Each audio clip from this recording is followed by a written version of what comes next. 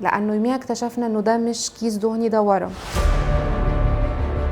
طب ما كنتش عايز تدينا اولاد وعايز تاخدها ليه من الاول اصلا اديتها لنا؟ يعني عايز تاخده بعد ما ولدته وتعبت في ولادته؟ ده انت فرمتني. وهولي اتوفت خلاص. فانا بقول لها ازاي يعني؟ لا اكيد في محاولات تانية. قالت لي احنا من بالليل واخر حاجه بنحاول نعملها حقن، بنحاول ندوب كل حاجه، لكن ما كانش في اي استجابه. نزلنا تحت لقيناها مطلعينها طبعا في العربيه. ده كان يوم صعب جدا.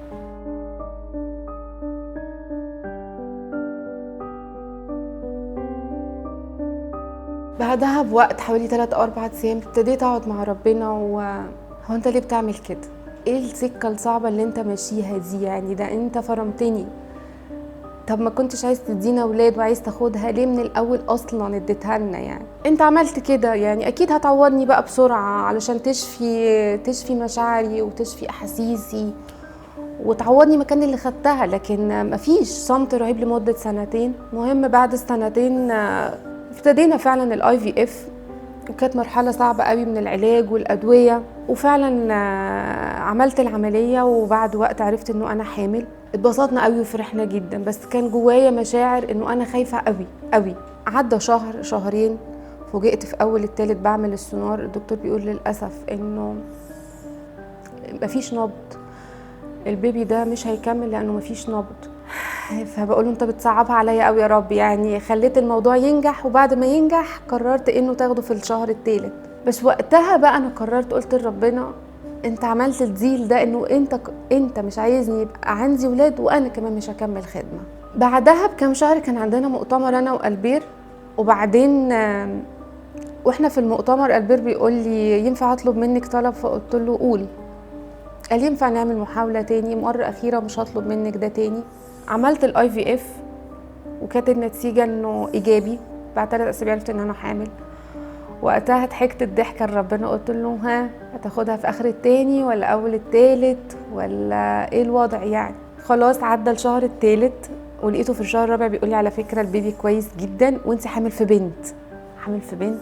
قال لي. قلت له هو في نبض؟ قال لي في نبض وفي حركه والبيبي بان الجندر بتاعتها يعني، فخلاص ده بيبي، اتبسطي بقى استمتعي. بعدين ربنا ادانا اول بنت سميناها هيفن.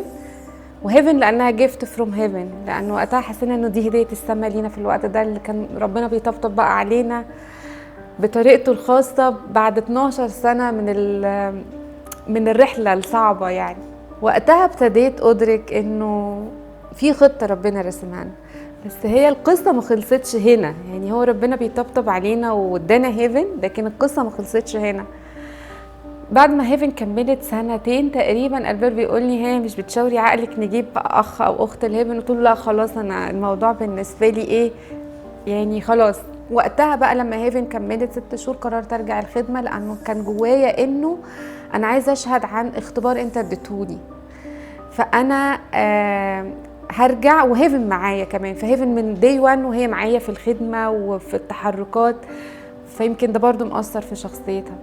مهم في 2020 وقت الكورونا وبعد الكورونا كده بعمل التحليل، اكتشفت ان انا حامل من غير اي ادويه ومن غير اي دكتور ومن غير اي حاجه. فالمهم ضحكت الضحكه الصفرة بتاعتي لربنا، وقلت له ها حامل، يبقى يعني اخرنا التاني التالت، طب ما من دلوقتي ونريح نفسنا.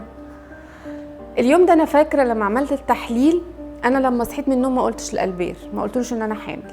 المهم اسبوع اسبوعين اعراض الحمل ابتدت تظهر قوي، وابتديت اتعب قوي. المهم راح البير مكلم ماما بيقول لها تعالي شوفي روز لانها تعبانه. فماما جايه جري فاكره انه انا عندي كوفيد، بس وانا بقول لها انا حامل انا انهارت. انا فاكره اليوم ده. فبتقول لي ليه مالك؟ ما انت عارفه القصه ايه اللي هيحصل فيها، وانا مش قادره ده يحصل لي تاني، لان المره اللي فاتت كانت مره صعبه بالنسبه لي، ومش عايزه ده يحصل لي تاني المره دي. يعني انت شفتيني المره اللي فاتت اتألمت قد ايه. فقالت لي يا روز ربنا ماشي معاك وسكه، وانا عندي ايمان وثقه في ربنا المره دي مختلفه. المهم المفروض انا اروح للدكتور بعدها باسبوعين، فبيعمل السونار وكده، بيقول لي البيبي شكله جميل وكويس والحمل حلو، وانت حامل في ولد. ولد ايه؟ هو البيبي كبر للدرجه انه بقى ولد. مهم تعدي الوقت ويعدي الايام وتيجي وقت ولاده مانو اتولد في اخر مايو. المهم انا بعد ما الولاده خلصت وطلعت الاوضه المفروض يجيبوا لي البيبي مش بيجي، ساعه ساعتين البيبي مش جاي، يا ربي في ايه. جيت الدكتور قال لا معلش هو في الحضانه بس هيقعد معانا لحد ساعتين ثلاثه يعدوا مفيش، بعدين ساعتين ثلاثه معلش هيجيبوا لكم الصبح. المهم انا كنت كويسه ولانه كان كوفيد فروحت بيت في بيتنا، بس البيبي في الحضانه، فانا كل املي ان هو في الحضانه عنده صفرة يوم 2 3 هم مش قايلين لنا حاجه وممنوع ندخله لانه كوفيد فخايفين علينا وعلى الاطفال فممنوع حتى اشوفه. بعد 3 ايام وانا ما اعرفش شكل ابني ايه، بنكلمهم محدش بيقول لنا حاجه. وبعدين اكتشفنا ان هم حاطينه على التنفس الصناعي. طب ليه حاطينه على التنفس الصناعي؟ اصلا في مشكله هو مش قادر يتنفس كويس. وقتها بقى كانت الخناقه الكبيره مع ربنا بقى، مش عايز تاخده في التاني وفي التالت والنبض يقف، عايز تاخده بعد ما ولدته وتعبت في ولادته يوم 2 3 ما فيش. طب ناخده ننقله مستشفى، قالوا هو على التنفس الصناعي لو خرج هيموت لانه على التنفس الصناعي يعني. المهم في اليوم الخامس فوجئنا حد بيتصل بينا الصبح، والد الطفل ايمانويل، احنا سميناه ايمانويل. قلنا لهم قالوا طب محتاجين تيجوا دلوقتي. فالتليفون ده انا فاكراه. خلاص انا مش عايزاك تبقى جنبي، انا هشيل الشيله لوحدي. بيدوهولنا اتفضلوا روحوا بيه. انا بعد رحله 21 سنه الرب اداني هيفن واداني ايمانويل. لما ايمانويل ابتدى يكبر وابتدت ملامحه تكبر فقال لي انا عايزه احكي لك على حكايه، والحكايه دي لسه بنحكي بيها لسه لحد امبارح او اول امبارح بنشارك بيها اصحابنا.